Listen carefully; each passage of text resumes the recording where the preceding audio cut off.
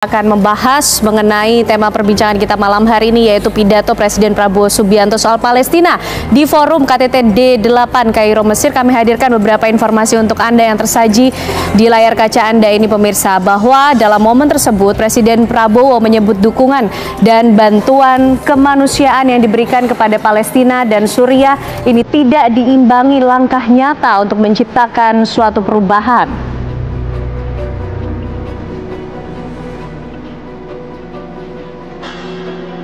Kemudian Presiden Prabowo ini mengajak negara-negara ataupun delegasi yang ada di KTT D8 untuk dapat memanfaatkan kolaborasi dan juga mendorong pertumbuhan ekonomi untuk dapat mendukung Palestina.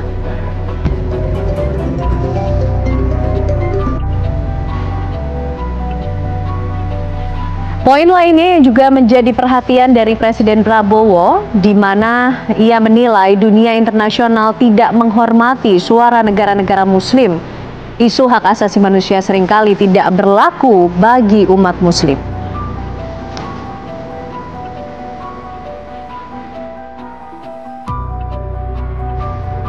Ya, cukup tegas apa yang disampaikan Presiden Prabowo Subianto dalam KTT D8 pada 19 Desember 2024 di Kairo, Mesir, pemirsa, dan juga beberapa kali Presiden Prabowo Subianto ini juga menyerukan persatuan, kerjasama yang erat, dan juga kesadaran global terhadap kondisi umat Muslim khususnya. Malam hari ini kita akan membahas mengenai pidato Presiden Prabowo tersebut bersama para narasumber yang sudah hadir malam hari ini. Bersama kita di Apa Kabar Indonesia Malam ada Bu Susi Sri Suparin, pakar hubungan internasional dari Universitas Indonesia. Bu Susi, apa kabar? Baik, terima kasih. Sehat ya Bu ya, terima kasih sudah hadir. Dan juga tentunya untuk membahas mengenai apa yang terjadi di Timur Tengah, tentu saja Mas Faisal Assegaf, pengamat Timur Tengah, sudah hadir bersama kita. Mas, sehat? Alhamdulillah sehat, Mbak. Dan juga kita hadirkan pula Bang Philip Vermonte, Jubir PCO bagian hubungan luar negeri. Bang Philip, terima kasih sudah hadir. Sehat ya Bang ya? Sehat. Baik, Bu Susi, memaknai apa yang disampaikan oleh Presiden Prabowo Subianto, nampaknya cukup tegas poin-poin yang disampaikan dalam KTT D8.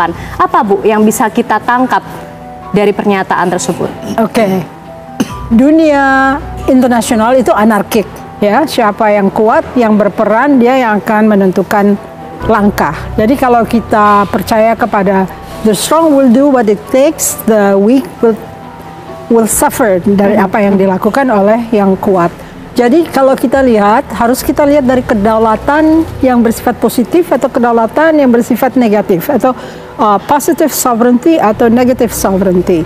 Kalau positive sovereignty artinya seseorang bisa melakukan sesuatu di dunia internasional. Kalau negative sovereignty, ada nggak yang akan mengintrusi? Nah, di situ diplomasi dibutuhkan. Diplomasi itu artinya mengarahkan tujuan negara agar bisa sampai ke pewujudannya. Tapi kalau kita salah memilih strategi itu ada strategi kooperatif, ada strategi kompetitif, ada strategi analitik. Nah, jadi masalahnya di sini kan Indonesia berhadapan dengan Turki. Turki lagi naik daun nih, karena dia menguasai Medan. Dan populisme dunia telah menyebabkan Ikhwanul Muslimin sebagai sesuatu slogan yang dipegang oleh Turki, dengan Indonesia datang tanpa analytical strategy. Jadi tiba-tiba dianggap remeh lah, karena Turki akan menganggap, wah, kita kan keturunan khalifah dulu ya, lebih ada kedekatan. Kedekatan, lalu kami punya orang di wilayah tersebut. Kamu Indonesia siapa? Nah, baik. Itu dia. Jadi mesti lihat analytical strateginya benar apa tidak. Kalau misalnya terjadi kesalahpahaman, artinya negative sovereignty, orang lain bisa intrusi untuk mengatakan kamu tuh bukan apa-apa. Itu dia. Baik, Mas Faisal, bagaimana memaknai pidato yang disampaikan oleh Presiden Prabowo Subianto kalau menyambung tadi apa yang disampaikan oleh Bu Susi mengenai kekuatan maupun juga kedekatan terhadap saudara-saudara kita di Palestina? Yang menarik dari pidato Pak Prabowo ini adalah dia menyadari bahwa selama ini OKI yang dibentuk sejak 1969 yang diperjuangkan untuk memerdekakan Palestina setelah pembakaran Al-Aqsa, ternyata OKI memang tidak bisa bersatu.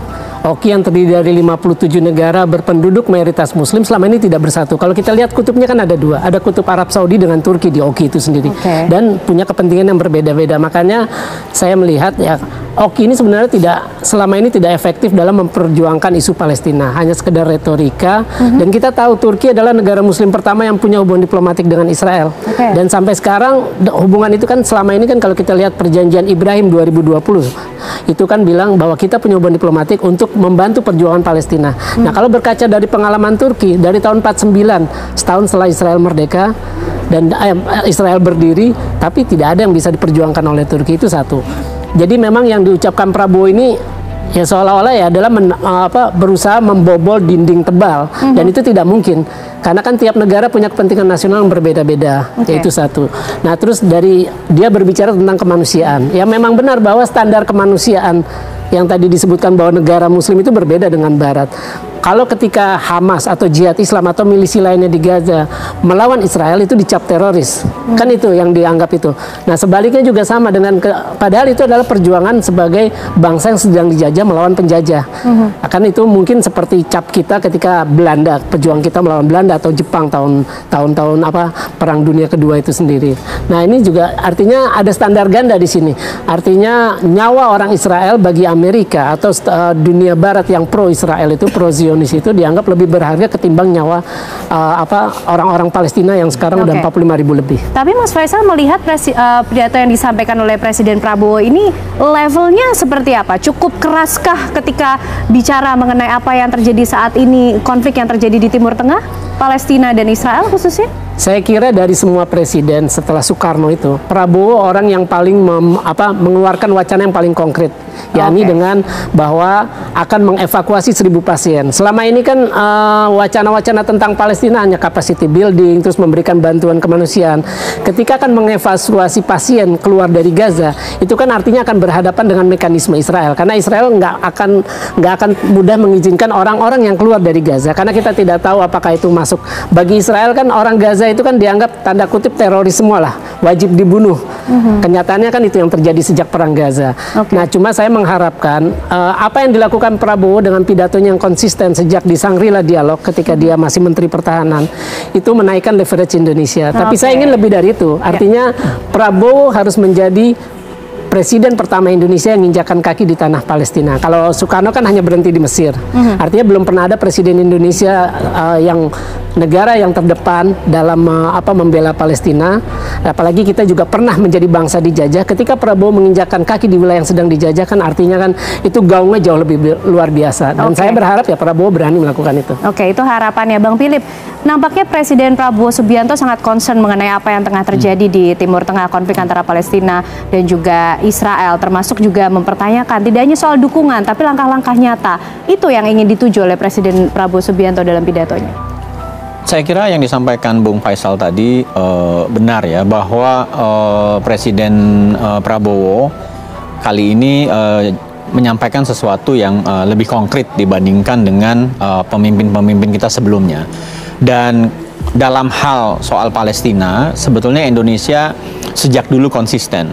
Kita mendukung kemerdekaan Palestina sejak zaman Presiden Soekarno, kemudian lanjut sampai hari ini oleh Presiden Prabowo. Nah, yang kedua, konsistensi itu yang disampaikan oleh Bung Faisal, bahkan sebelum dilantik sebagai Presiden terpilih, sudah juga menulis di media internasional, ada di The Economist dan lain-lain, mengenai concern bahwa masyarakat internasional tidak boleh membiarkan kekerasan seperti tidak bisa dikontrol di Palestina. Dan kalau kita perhatikan, pidato yang disampaikan ini menariknya begini. Tadi Bung Faisal menyampaikan Oki tidak efektif untuk menjalankan ini. Dan dengan forum D8, nuansanya kan agak berbeda. Kenapa? Karena D8 ini adalah forum pembangunan ekonomi sebetulnya. Jadi basis dari kelemahan banyak negara-negara berpenduduk mayoritas muslim adalah soal ekonomi. Dan D8 ini adalah sebuah platform ekonomi di mana anggota-anggotanya negara bermayoritas penduduk muslim, tetapi 2 dekade dari sekarang banyak lembaga internasional memprediksi bahwa negara-negara ini akan menjadi negara dengan ekonomi terbesar di dunia. Ketika ada kekuatan ekonomi, leverage-nya akan bertambah, daya bargain-nya bertambah dan lain-lain. Dan kita tahu sebetulnya soal Palestina ini kan mudah-mudahan nggak perlu menunggu 20 tahun walaupun sudah terjadi konfliknya lama sekali gitu. Nah, hal konkret yang dilakukan antara lain kalau menurut saya yang pertama sebetulnya rangkaian kepergian presiden ke luar negeri ini kan dimulai sejak setelah dilantik pergi ke APEC di Peru, kemudian pergi ke G20 di Brazil, juga ke Washington DC lalu ke Inggris. Tetapi temanya sama. Temanya adalah solidaritas negara-negara berkembang. Dan di APEC juga demikian, kebetulan tuan rumahnya negara berkembang Peru, di G20 tuan rumahnya Brazil, sehingga agenda yang sama seperti yang dibicarakan di 8 itu juga dibicarakan di agenda sebelumnya. Dan Pak Prabowo ketemu dengan Sekjen PBB Guterres dan menawarkan secara konkret kalau ada gencatan senjata, dan itu yang dicoba usahakan oleh Indonesia, disampaikan terus-menerus untuk menghentikan kekerasan dan kalau perlu ada peacekeeping operation. Indonesia siap mengirim, selain soal evakuasi, kita juga siap mengirim pasukan penjaga perdamaian kalau itu terjadi. Dan Indonesia sudah lama dianggap sebagai kontributor peacekeeping operation gitu. Tetapi dalam konteks Palestina, mungkin Presiden Prabowo menyatakan Indonesia juga siap untuk hal itu. Dan menurut saya seluruh negara di dunia memang yang sebelumnya nggak efektif, tetapi hari ini saya kira masyarakat Palestina membutuhkan semua channel platform yang mungkin dilakukan, yang mungkin kalau sebelumnya menabrak tembok harus diulang lagi, ada forum sekecil apapun dimanfaatkan, forum besar lewat PBB dimanfaatkan, karena mereka membutuhkan semua dukungan yang mungkin untuk pertama menghentikan kekerasan, kedua mencapai solusi negara merdeka. Baik Bang Philip. Bu Susi, kembali lagi tadi menarik ketika membahas strategi yang kemudian dibahas oleh Bu Susi tadi. Yang disampaikan oleh Presiden Prabowo di forum KTT 8 ini, menurut pandangan Bu Susi, poin-poinnya sudah tepatkah disampaikan dalam konteks maupun juga di forum internasional sekelas KTT 8 untuk membuat suatu perubahan yang lebih besar lagi begitu Bu? Atau dampaknya akan seperti apa sih Bu Susi? D8 forum ekonomi, tapi ekonomi sama kekuasaan kan nggak terpisah ya. Yang bermain di situ adalah negara-negara yang punya kepentingan tentang apa yang akan terjadi di Timur Tengah, ya. Terutama yang kuat-kuat itu, misalnya Mesir, misalnya Turki, misalnya Iran dan sebagainya. Tentunya mereka membawa misi negaranya masing-masing. Nah, masalahnya yang utama adalah apakah menggunakan strategi kompetitif, strategi kooperatif, atau strategi analitik. Kalau analitik dia bisa tahu bahwa mungkin ini nggak mungkin saya ucapkan karena negara-negara lain akan mengecilkan makna dari Indonesia pada saat Indonesia sedang mengalami kesulitan-kesulitan. Juga ada faktor pribadi misalnya. Kalau Pak Prabowo tentunya presiden kita, tapi kan dia punya latar belakang hak asasi ya. Jadi kalau misalnya ada orang yang agak terimbas dengan faktor hak asasi, membicarakan soal hak asasi yang harus dilindungi dari masyarakat Palestina, tentu akan berkurang sedikit bobotnya. Dan secara analytical, harusnya bisa menjadi cerminan. Kalau misalnya mau pergi ke dalam forum-forum yang besar, walaupun tujuannya murni, yaitu North-South, South-nya udah lama tidak di-boost ya, akhirnya di-boost karena merasa BRICS itu menjadi saingan, jadi dia mau menunjukkan bahwa orang negara-negara non-aligned itu bisa berdiri sendiri. Tapi kalau secara analytical, strateginya agak miss, karena kurang memperhitungkan dianggap nggak Indonesia pada saat ini.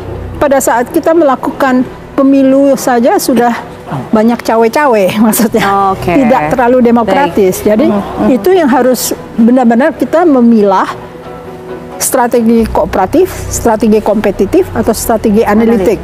Kalau kompetitif ya jelas kita harus benar-benar hati-hati masuk ke dalam forum-forum gitu, karena bisa diabaikan. Misalnya orang-orang itu berdiri pada saat Pak Prabowo berpidato, itu kan nggak pantas ya kalau kita lihat sebagai bangsa. Lah kok kita disepelekan banget gitu. Baik Bu Susi, menarik. Nanti kita juga ingin tahu bagaimana Mas Faisal bicara mengenai kepentingan negara-negara yang hadir di KTT D8 mendengarkan apa yang disampaikan oleh Presiden Prabowo Subianto. Sudah tepatkah kemudian yang disampaikan oleh Presiden Prabowo Subianto di depan D8 menyampaikan mengenai hal-hal ini, adanya persatuan, kerjasama yang erat, harus menyadari apa yang sebenarnya terjadi dengan umat Muslim secara global? Ya, saya menyambung apa yang disampaikan Bu Susi. Kalau menurut saya, sebuah negara menjadi berwibawa di panggung internasional itu ada 3 faktor. Pertama, kekuatan militer. Kedua, kekuatan ekonomi. Ketiga, profil dari pemimpin. Nah, Indonesia nggak punya 2 itu, militer dan ekonomi. Nah, faktor profil pemimpin inilah yang saya kira Prabowo akan mengedepankan itu. Oke, dan itu dimanfaatkan betul dan kemarin itu dalam dimanfaatkan betul kemarin. Makanya oleh Prabowo. Ditambah lagi, kita ini kan, kalau saya itu pernah menulis bahwa ada 2 target utama Israel, negara yang untuk punya hubungan diplomatik. Yang pertama Arab Saudi, yang kedua Indonesia. Arab Saudi itu penting, kenapa? Karena dia kiblatnya umat Islam, ada di sana, ada Mekah, Madinah, terus istilah ada Ka'bah di situ. Terus dia juga selain itu dia perekonomian terbesar di dunia Arab. Kalau Indonesia penting, kenapa? Pertama, Indonesia itu negara Muslim terbesar, moderat. Moderat itu yang ditekankan. Yang kedua ya pasar. Selain itu masalah pasar. Nah, apa yang disampaikan Prabowo ini memang Prabowo harus menyampaikan itu.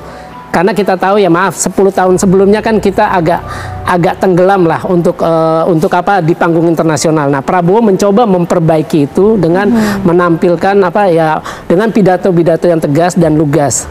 Ya, saya kira kepentingan negaranya pasti beda-beda. Indonesia punya, kalau dilihat dari 8 anggota D8 itu sendiri, ditambah lagi Azerbaijan, itu kan kalau Indonesia termasuk negara terdepan untuk isu Palestina. Dan kita menurut saya sejauh ini paling jujur, karena kita tidak punya hubungan diplomatik. Walaupun kita punya hubungan ya di bawah tangan adalah hubungan pendidikan, terus masalah pariwisata juga, terus masalah intelijen atau keamanan. Tapi kan kalau Turki sama Azerbaijan itu kan 2 negara yang punya hubungan diplomatik dengan Israel. Tentu sulit kalau misalkan Turki harus bersuara keras terhadap Israel. Maksudnya bersuara keras itu tindakan konkret ya. Kalau suara keras kan itu udah dilakukan Erdogan dari awal. Tapi setelah itu kan diam lagi. Dan Turki sama Azerbaijan itu kan punya hubungan bisnis yang ada kaitannya dengan Israel. Karena 40% pasokan minyak untuk kebutuhan Israel itu dari Azerbaijan. Dan disalurkannya lewat Turki. Makanya ketika perang Gaza kemarin tuh sempat rame bahwa kapal-kapal dagang Turki itu tetap mengirim pasokan minyak yang itu dibutuhkan untuk BBM, untuk jet tempur atau segala macamnya itu. Untuk mesin-mesin perang Israel. Jadi persatuan ini akan sulit. Itu yang susah. Makanya saya 2008 itu nulis tesis itu bahwa Palestina itu cuma negara hayalan, karena ya tidak akan, ya salah satunya faktor eksternal ini adalah tidak adanya persatuan dari para pemimpin negara Muslim karena beda-beda kepentingan nasionalnya. Sebelum nanti ke Bang Philip, Bu Susi kembali lagi nih menarik membahas mengenai level kemudian kekuatan Indonesia yang coba direpresentasikan di depan KTT D8. Menurut Bu Susi, yang disampaikan oleh Presiden Prabowo Subianto ini termasuk cukup berani nggak sih Bu, takarannya sebagai pemimpin umat Muslim terbesar moderat begitu di dunia? Berani dan tepat itu tergantung kepada audiensnya. Kalau audiensnya adalah orang-orang yang suka berantem, misalnya antara Iran dengan Israel atau negara-negara yang sudah mengadakan hubungan dengan Israel, lalu Turki yang merasa di atas angin karena sudah merasa agak menang di Syria dan akhirnya juga mungkin bisa menentukan nasib bangsa Palestina, tentunya bisa dianggap tepat kalau itu memenuhi kepentingan nasionalnya. Kan masing-masing negara kan akan mengupayakan agar national interest-nya itu terwujud ya. Kalau misalnya ada tiba-tiba orang yang 10 tahun lenyap, lalu muncul dengan seorang pemimpin yang menyatakan secara ekspresif tentang harusnya masyarakat Muslim begini begitu, tentunya mereka ada perhitungan. Mendingan jangan didengerin dulu, dianggap aja sepele dulu supaya dia tidak terlalu dominan, ngerti nggak? Karena dominasi Indonesia di antara negara Muslim kan masih diragukan. Artinya kita dianggap Muslim yang tidak devout, tidak setia, tidak fanatik, cukup fanatik seperti orang Muslim seharusnya. Jadi kalau kita lihat bahwa orang Indonesia juga nggak dihargai sebagai TKI di Saudi Arabia atau di negara-negara Arab, banyak dianiaya dan sebagainya, itu kan mencerminkan bahwa reputasi kita kurang baik ya, kurang rosy ya. Harus dibikin reputasi itu baik sehingga ekonomi juga menjadi baik dan politik juga kita mempunyai tempat yang layak. Nah, sekarang ini perjuangan tempat yang layak saja sudah disepelekan dengan orang-orang yang pemimpinnya itu walk out. Jadi secara protokoler Baik. dalam diplomasi bisa merendahkan, bisa menaikkan. Nah itu tergantung kita maunya bagaimana. Oke, nah tergantung kita maunya bagaimana Bang Philip. Maunya Presiden Prabowo Subianto dampak yang sebenarnya ingin dituju seperti apa sih ketika menyampaikan semua poin-poin penting dalam KTT D8 tersebut? Beberapa hari lalu di forum ini juga di TV One saya pernah menyampaikan, ini bukan soal berani atau harus galak, tetapi Indonesia harus melakukan apa yang harus dilakukan, yaitu bahwa Indonesia konsisten mendukung kemerdekaan Palestina sejak bahkan awal berdirinya Republik ini. Jadi itu satu, kita melakukan apa yang harus dilakukan. Kalau berani dan lain-lain itu akan interpretasinya macam-macam. Tetapi yang dilakukan oleh Presiden menurut saya adalah menjaga konsistensi. Karena kredibilitas negara itu salah satunya didapat dari konsistensi dalam hal misalnya Palestina. Kredibilitas dari dalam negeri kita sendiri, masyarakat kita mendukung kemerdekaan Palestina, dan juga dunia internasional tahu posisi Indonesia sejak dulu, mau voting di PBB atau di OKI dan lain-lain, itu adalah secara konsisten melakukan. Jadi menurut saya soalnya bukan berani atau nggak berani, dan itu sudah dilakukan. Yang kedua, kalau boleh saya punya pendapat agak berbeda dengan Mbak Susi. Hari ini bisa Mas Faisal mungkin bisa koreksi saya kalau salah. Hari ini sebetulnya lebih banyak Muslim hidup di luar Timur Tengah dibandingkan dengan Timur Tengah. Ya kan? Di Indonesia, di India, di Filipina Selatan, Thailand Selatan, dan lain-lain. Sehingga ada momentum suara-suara terkait dengan persoalan-persoalan yang dihadapi di Gaza. Itu perlu mendengar suara-suara juga yang mewakili Muslim yang adanya di luar Timur Tengah. Ya kan? Antara lain yang tadi disampaikan Mas Faisal, bahwa yang kita dorong adalah Islam moderat, Islam wasatiyah, dan seterusnya. Dan maka itu dalam kunjungan di Kairo, Presiden juga pergi ke Al-Azhar dan ketemu orang-orang dengan menyuarakan suara-suara yang sifatnya moderat. Dan yang ketiga, menurut saya tadi disampaikan oleh Mas Faisal juga, Indonesia mungkin dianggap yang paling tidak punya kepentingan karena tidak ada hubungan diplomatik dengan Israel. Artinya apa? Itu konsisten juga dengan posisi Indonesia di berbagai konflik lain, bahwa satu, Indonesia biasanya menjadi honest broker, jadi juru damai yang jujur lah, dalam arti, dan itu modalitas. Di Asia Tenggara kita dianggap honest broker dalam berbagai konflik di Asia Tenggara, dan juga mungkin di dalam hal Gaza ini, Indonesia di antara negara-negara yang tadinya biasa berseteru ini, di J8 kan ada Iran, ada Turki, ada Mesir, ya kan? Tetapi mungkin dengan kehadiran Indonesia, mereka mendengarkan suara yang agak baru nih. Dalam arti mereka sudah biasa konflik di antara mereka sendiri, tiba-tiba ada Indonesia sebagai negara yang secara ekonomi sebetulnya kalau dalam konteks size ekonomi kita cukup baik kan Mbak Susi, kita anggota G20 kok. Jadi artinya secara ekonomi kita besar gitu.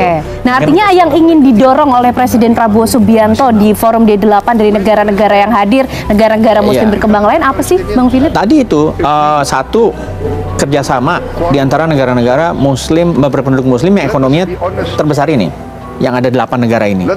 Karena itu kadang-kadang kalau kita menghadapi konflik, seolah-olah dunia kita ditentukan oleh satu konflik ini. Kan ini sebetulnya yang mau disampaikan Pak Prabowo nih.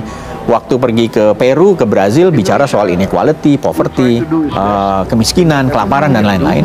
Padahal di tempat lain ada konflik nih, di Ukraine, di mana, di Gaza, dan lain-lain. Mata tertuju dan perhatian energi kita tertuju pada konflik. Padahal di sisi yang lain kita tetap harus membangun. Dan mungkin dengan kerjasama ekonomi, justru orang-orang yang sedang berkonflik ini akan menyadari pentingnya kerjasama ekonomi, sehingga dia bisa mengesampingkan konflik. Ya kan? Untuk mendorong perdamaian, untuk mendorong gencatan senjata, bahwa ada sebetulnya kepentingan-kepentingan ekonomi yang tidak haram untuk didiskusikan dalam konflik resolution, ya kan? Mungkin Bang Faisal, mungkin Turki punya leverage juga karena ada hubungan ekonomi dengan Israel, misalnya. Sementara Indonesia berperan sebagai juru damai yang honest, tidak punya kepentingan karena tidak ada hubungan diplomatik. Mungkin leverage-nya di satu sisi nggak banyak, tapi di sisi yang lain justru modalitasnya sebagai honest broker itu mungkin bisa dikapitalisasi. Ini kan baru meeting pertama. Presiden juga baru pertama kali ke D8. Pemerintahan baru berjalan satu bulan, sehingga tentu saja nanti ada follow up. Tetapi yang disampaikan oleh Presiden di D8 itu, menurut saya adalah sebuah modalitas baru bagi Indonesia dan juga mungkin bagi teman-teman yang di Kementerian Luar Negeri atau teman-teman yang bergerak di konflik resolution atau di forum-forum multilateral yang lain, itu bisa dengan konsisten menyampaikan gitu bahwa Indonesia di berbagai forum internasional konsisten, satu, paling tidak menghentikan kekerasan. Kalau perlu nanti ada peacekeeping operation. Yang kedua, bantuan humanitarian tidak boleh berhenti dan tidak boleh dihalangi dan lain-lain, karena yang paling pertama menderita adalah masyarakat yang tidak bersenjata. Dan karena itu adalah menjadi kepentingan kita untuk membantu, dan Indonesia punya track record bagus dalam hal peacekeeping operation. Dan itu yang secara konkret disampaikan oleh Presiden. Baik, kita juga nanti masih akan mengupas lagi pidato dari Presiden Prabowo Subianto. Nih Mas Faisal juga, apakah sudah cukup efektif yang disampaikan oleh Presiden Prabowo Subianto ketika bicara di depan negara-negara Muslim lain yang juga punya kedekatan tentu dengan saudara-saudara kita di Palestina. Kami akan ajak Anda pemirsa untuk melihat kembali apa yang disampaikan oleh Presiden Prabowo Subianto berikut ini. Dengan menyoroti penindasan terhadap I call for unity, I call for cooperation, I call for let us, the Muslim countries, realize what is happening. We are not being respected. They do not care about our voice. Once again, I say they do not care about our voice. Human rights is not for Muslim people. This is the reality. This is very sad. Let us do what we can, but let us face reality. Again, we must learn from the geopolitical situation that's happening around us now. Without unity, without overcoming our differences, we cannot be strong. We say that we support Palestine, but if we are weak, how can we support Palestine? For that, D8 must be united. We must work together to be united. We must leave behind our differences. We must look for the greater good of our peoples. Without unity, without integration, we will be weak. And if we are weak, we will be exploited. That is the law of history. Ya, jika kita lemah, kita tidak akan bisa membela Palestina. Kira-kira itu tadi yang disampaikan oleh Presiden Prabowo Subianto. Karena menurut hukum sejarah, justru dengan kelemahan itu bisa dieksploitasi. Seperti itukah Mas Faisal Assegaf, betul? Kalau menurut saya, Indonesia punya kelemahan dalam membela isu Palestina. Pertama, kita ini nggak punya basis undang-undang. Kita hanya mengandalkan pembukaan UUD 1945 bahwa penjajahan di atas dunia harus dihapuskan. Kan tidak ada aturan-aturan negara mana yang sedang dijajah menurut kita ya, menurut Indonesia. Makanya harus ada undang-undang untuk menjadi basis hukum. Kalau kita belajar dari Amerika, kenapa Amerika memindahkan kedutaan besarnya dari ibu kota Tel Aviv Israel ke Yerusalem? Itu kan dia punya Jerusalem Embassy Act. Yang ditandatangani Presiden Bill Clinton dari Partai Demokrat pada tahun 1995, dan baru zamannya Donald Trump di periode pertama pemerintahannya Mei 2018 berani memindahkan karena isu itu secara sensitif. Nah, undang-undang ini perlu. Jadi kita harus membunyikan dalam undang-undang siapa bangsa yang sedang dijajah yang harus kita bela. Ya, Palestina itu kan disebutkan. Yang kedua, yang kedua kita tahu masalah polemik yang sering terjadi ketika ada individu-individu atau tokoh agama atau tokoh masyarakat, public figure yang memenuhi undangan pemerintah Israel. Itu kan selalu jadi polemik karena kita tidak punya aturannya. Nah, seolah-olah kalau misalkan ada individu yang menerima undangan pemerintah Israel itu bertolak belakang dengan sikap dari pemerintah yang selalu konsisten, nggak mau punya hubungan atau berhubungan baik itu dengan Israel atau bisnisnya. Itu kan seolah-olah bertolak belakang. Kita harus punya itu. Yang ketiga, penting ya berarti untuk diatur ya. Harus ada. Yang ketiga, kita ini nggak pernah melihat Palestina versi kita. Kalau kita tahu, misalkan solusi dua negara, itu solusi dua negara itu konsep asing. itu belum pernah menjadi aspirasi bangsa Palestina karena nggak pernah dibawa dalam referendum. Kok bisa ada negara asing atau sekelompok atau dunia menentukan masa depan sebuah bangsa? Kamu kalau merdeka negaranya ini ya. Apakah itu juga berhak dilakukan terhadap Indonesia? Kalau misalkan dulu pengalaman Indonesia kan pasti bangsa itu nggak akan nerima. Nah, kalau solusi dua negara itu sebenarnya kan kalau kita mau tarik mundur ke belakang, itu harusnya kita memakai resolusi partisi 1947 PBB. Itu 55 untuk Israel dan 45 untuk Palestina. Kalau tidak salah sekitar itu, 45 untuk Palestina. Kenapa akhirnya kita Indonesia ikut-ikutan menyetujui solusi dua negara yang dibawa oleh Pangeran Abdullah waktu itu putra mahkota Arab Saudi pada KTT Beirut 2002. Itu luas Palestina hanya 22%. Kok kita mengikuti yang lebih kecil? Kalau memang kita jujur ya membela Palestina, harusnya kita balik ke resolusi partisi, itu kan lebih kuat ketimbang proposal damai yang dibawa oleh putra mahkota Pangeran Abdullah yang kemudian jadi raja tahun 2005. Harusnya kita ngikutin itu. Nah, terus yang kedua, bagaimana mungkin resolusi itu solusi dua negara itu bisa dilaksanakan karena tidak pernah ada satupun pemerintah Israel yang mau ada negara Palestina. Netanyahu terakhir ngomong Palestina boleh ada tapi nggak boleh ada angkatan perang. Itu kan aneh. Sebuah negara bangsa yang bermusuhan berturun-temurun tiba-tiba boleh punya negara tapi nggak punya angkatan perang. Artinya kan tetap aja Israel bisa semena-mena melakukan itu. Nah, terus juga yang aneh juga ketika kita mendukung sebuah pemerintahan yang tidak demokratis di Palestina. Bagaimana mungkin solusi dua negara itu bisa tercapai ketika Abbas itu kan menggantikan Arafat yang wafat 11 November 2004, dia Januari 2005, dia harusnya udah habis masa jabatannya 2009. Kalau menurut konstitusi Palestina kan 4 tahun. Tapi Abbas itu didukung oleh Amerika dengan Israel, dan Israel sama Amerika punya pengalaman buruk ketika menggelar pemilu. Hamas menang 25 Januari 2006 dan nggak diakui karena dianggap teroris. Ini kan aneh. Polling terakhir itu 80% rakyat Palestina itu tidak suka Abbas, ingin Abbas mundur. Jadi aneh ketika Indonesia yang demokratis mendukung pemerintahan Palestina yang tidak demokratis, apalagi tidak disukai warganya. Jadi tidak mungkin solusi dua negara itu bisa tercapai, walaupun sebenarnya menurut saya konsep saya keliru kalau mau balik ya ke resolusi partisi tadi. Baik, Bang Philip mungkin merespon apa yang disampaikan oleh Mas Faisal yang menjadi pertanyaan, betulkah kemudian seberapa besar konsistensi Indonesia, kejujuran Indonesia untuk bisa menjadi juru damai, membela Palestina? Ya, menurut saya begini, kalau dalam hal konflik yang sudah demikian saling mengikat begini, yang harus disampaikan oleh negara seperti Indonesia, itu kan apa yang achievable, ya kan? Karena yang bisa dicapai apa? Resolusi partisi itu tahun 47, dan bahwa sampai tahun 2002 ada solusi kreatif. Mungkin kita bisa nggak sepakat dengan isinya, tetapi artinya setelah konflik yang panjang itu, kemudian ada tawaran baru. Dan sebelumnya juga udah pernah ada tawaran-tawaran baru di mana wakil dari Palestina dan Israel duduk, bertemu, bicara di Camp David, di berbagai tempat lain gitu. Semua tidak berhasil, kemudian ada solusi baru yang namanya two-state solution itu. Dan menurut saya, dalam konteks negara seperti Indonesia, itu what's achievable adalah yang perlu diprioritaskan. Karena itu mungkin tawaran-tawaran dari Mas Faisal ini ya memang dia bisa aja didiskusikan, dan memang kalau misalnya arah politiknya berkembang kan kita itu lain soal gitu yang nggak bisa, mungkin bukan di sini dibahasnya.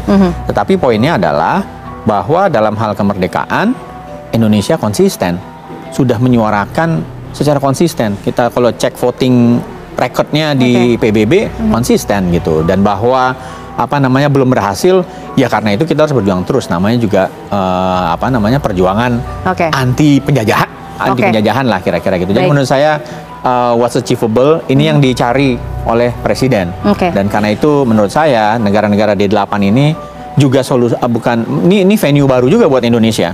Selama ini lewat OKI dan lain-lain gitu, lewat PBB, dan dengan D8 yang punya kekuatan ekonomi menengah, dan juga dari sisi diplomasi internasional negara-negara yang cukup disegani, mungkin dia bisa membuat alternatif pemikiran baru. Kalau solusi mungkin jalannya masih perlu disiapkan gitu. Tetapi bahwa dia dibicarakan dalam forum seperti D8 itu menurut saya ada weight-nya. Karena yang paling berkonflik misalnya di berbagai tempat itu ada di dalam forum ini. Karena begini Bang Philip, ketika kita bicara mengenai negara-negara muslim berkembang yang hadir di D8, mereka tidak menutup mata atas apa yang terjadi di Gaza, di Palestina tentunya. Mereka juga sudah memberikan beberapa bentuk dukungan, bantuan. Nah, apalagi sih yang sebenarnya ingin dicapai oleh seorang Presiden Prabowo Subianto? Ya karena konfliknya masih jalan terus. Karena konfliknya masih berjalan dan juga bantuan humanitarian masih terhambat dan lain-lain. Indonesia punya modalitas, ya kan? Kita punya peacekeeping yang diakui dunia dan kita juga punya solidaritas dari masyarakat yang mungkin kalau aksi humanitarian betul-betul dibuka akan mengalir. Sekarang juga udah mengalir bantuan dari masyarakat Indonesia. Dan mungkin kalau memang itu menjadi sebuah mekanisme konflik resolution, paling tidak untuk gencatan senjata, maka itu yang bisa ditawarkan Indonesia gitu. Dan itu menurut saya memang harus dilakukan. Seperti yang saya sampaikan tadi, Indonesia melakukan apa yang harus dilakukan oleh Indonesia, bahwa dia belum menampakkan hasil kan baru pulang dari D8. Nanti tentu akan di follow up oleh teman-teman di Kementerian Luar Negeri atau kementerian lainnya yang relevan. Bu Susi, dampak kira-kira yang mungkin akan lahir dari pidato Presiden Prabowo Subianto yang sudah disampaikan nampaknya cukup tegas, kemudian menggaungkan terus menyerukan mengenai persatuan, kerjasama yang erat. Memang negara Muslim berkembang ini sedang terpecahkah? Mereka sedang lemah sehingga akhirnya Pak Presiden Prabowo Subianto merasa perlu untuk mempersatukan kembali sehingga bisa membela saudara-saudara kita di Palestina, dan dampaknya ke depan seperti apa, Bu? Saya seorang pengajar ya, jadi saya lebih lihat theoretical. Theoretical dalam artian ini ada campuran antara masalah teritorial dan masalah populisme. Artinya kita jatuhnya menerima definisi Barat. Ini masalah teritori.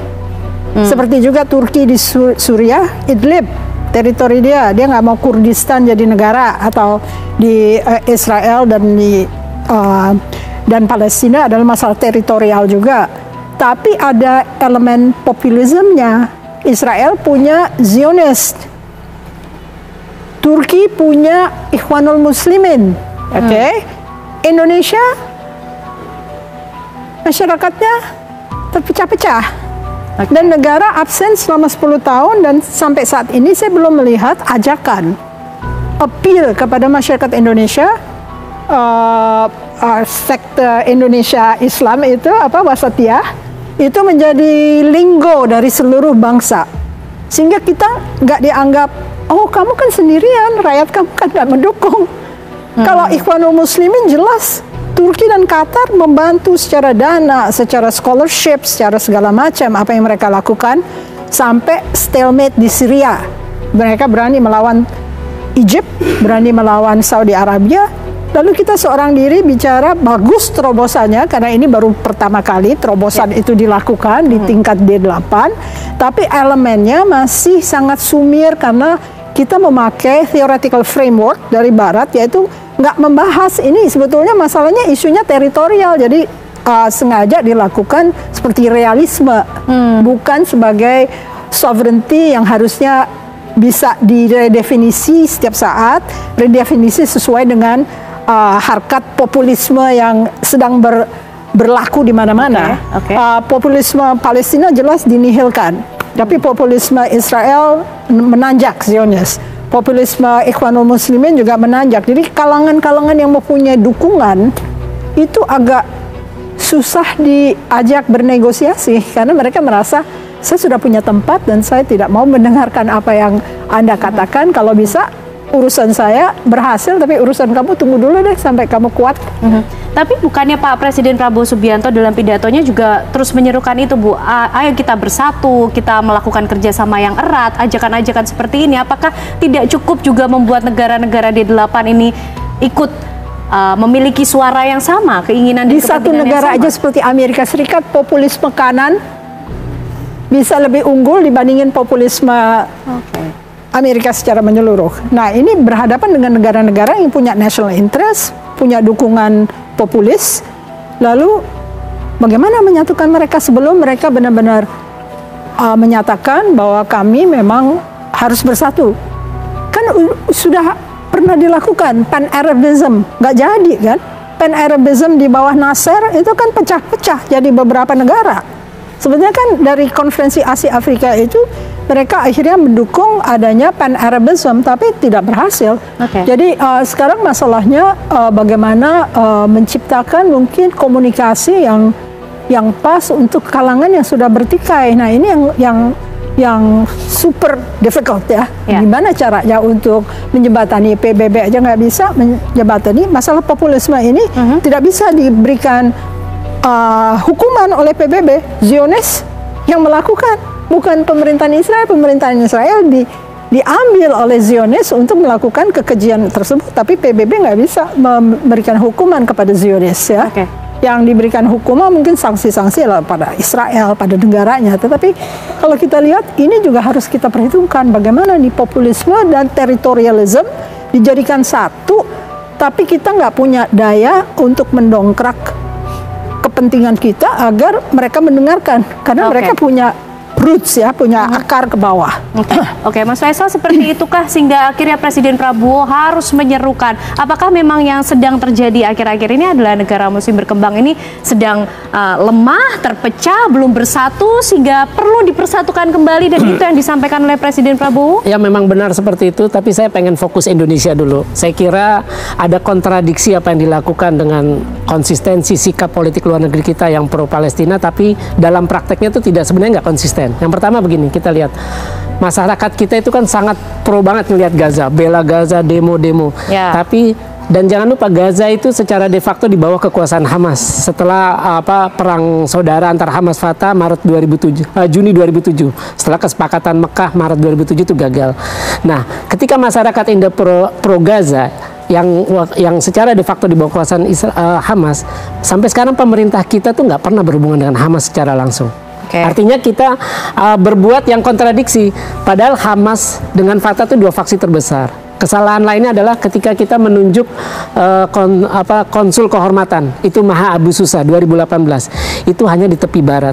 Sedangkan Israel sudah memisahkan Gaza dengan tepi barat dari Juni 2007. Bagaimana mungkin konsul kehormatan itu bisa bekerja untuk Gaza juga ketika dia cuma berada di tepi barat? Nah, ini sebenarnya yang harus dilakukan pemerintah tuh.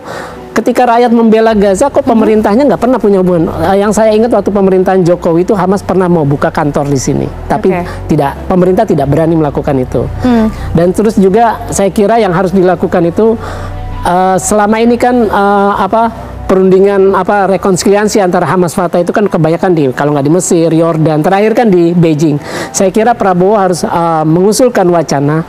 Indonesia ini kan pengen tampil terdepan nih dengan Prabowo untuk isu Palestina. Saya kira Prabowo harus menawarkan bagaimana rekonsiliasi itu, perundingan rekonsiliasi itu berlangsung di Jakarta. Karena backman-nya kan kalau tempat yang sama yang selalu gagal itu kan sudah muncul di backman masing-masing pihak.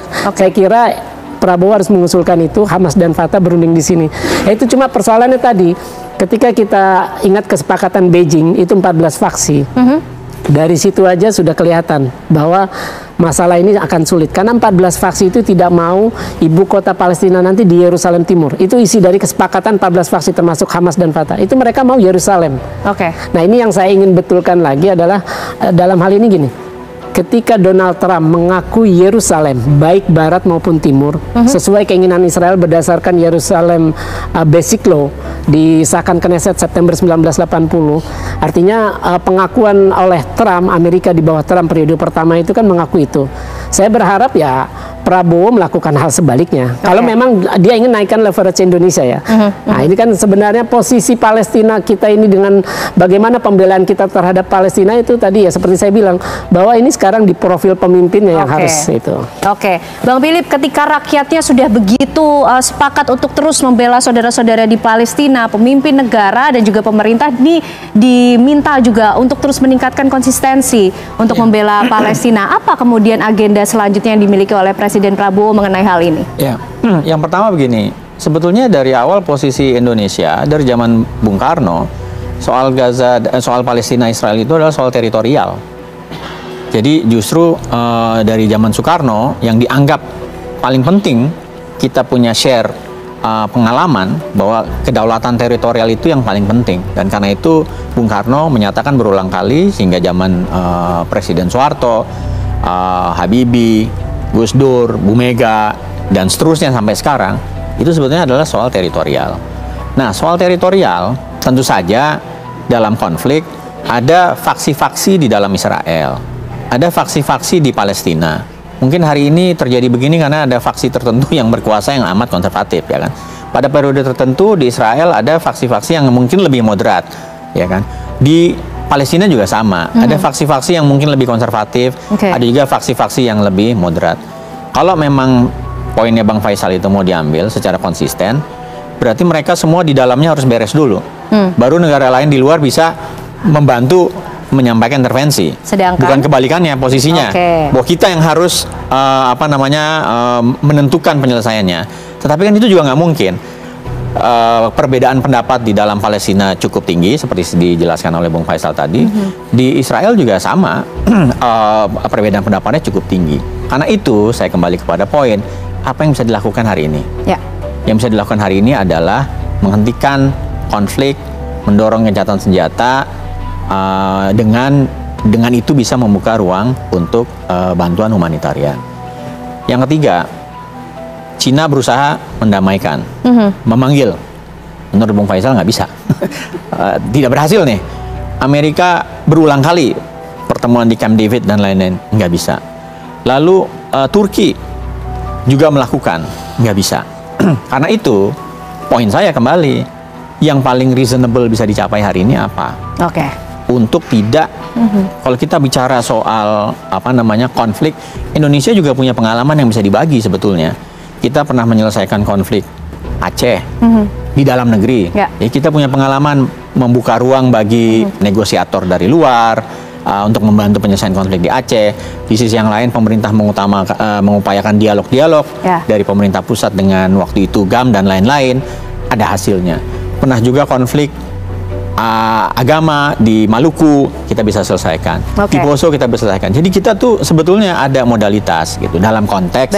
Ini sekarang kita tahu punya posisi dari awal kita akan mengakui kemerdekaan Palestina, tetapi konflik yang sedemikian rupa hari ini terjadi membuat concern kita terutama soal humanitarian dulu yang harus segera dihentikan. Dan itu menurut saya yang mau dicapai dari KTT D8 kemarin lewat pidatonya. Bahwa ada solusi-solusi jangka panjang yang harus dicapai yang tadi disampaikan Mbak Susi dan juga Bung Faisal. Tentu saja itu adalah terus-menerus akan diupayakan. Satu masukan, suggestion yang baik ya Bang Philip ya. Tentu tujuan terbesarnya adalah untuk berakhirnya konflik di Palestina dan untuk terciptanya kedamaian di sana. Sudah nggak masuk akal. Betul, tapi setidaknya yang bisa dilakukan. Satu pun yang meninggal sudah tidak masuk akal. Tapi ini bahkan sudah melebihi sambil terus mengupayakan tujuan terbesar itu, tapi juga terus melaksanakan tindakan-tindakan aksi kemanusiaan untuk bisa membantu saudara-saudara kita di sana. Meskipun tadi sudah disampaikan Bu Susi juga, terobosan yang baik juga yang sudah dilakukan oleh Presiden Prabowo Subianto untuk membawa ini di forum KTT D8. Terima kasih atas perbincangan yang luar biasa malam hari ini, Bu Susi, Mas Faisal dan juga Bang Philip sudah hadir bersama kami.